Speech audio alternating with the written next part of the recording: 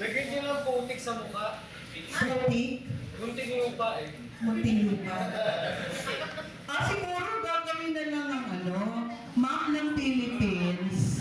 Tapos, may maliit na lupa doon. Lagyan namin ng munting lupa. So, yung Philippines, tapos, yung mapa ng munting lupa there is putik. Thank you. Papagawa ko. Okay.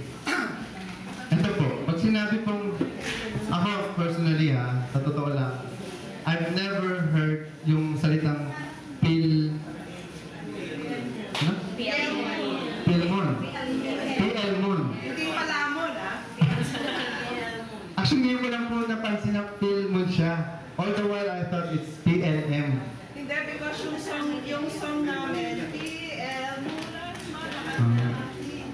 So, sa dami po ng state university, local universities, what makes your school different from other schools? Alam niyo, pag-isipan po ninyo yan. Kasi, I believe, it will start on you. And then, may papasa niyo po yan sa mga students natin. Like, demonstrate detailed generosity. Think of yourself as a publisher for your customers, people you want to influence. Which, sino pa yung mga people na kailangan nating influence? Di ba yung mga estudyante? Kasi sila lang po yung direktang pumapasok sa eskwelahan nyo, wala nang iba eh.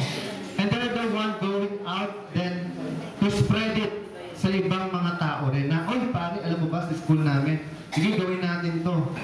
And I think kailangan magkaroon ulit tayo ng youth programs para sa mga estudyante ninyo, which we can come in nila Ian Barcelona at ni Brother Cornel. question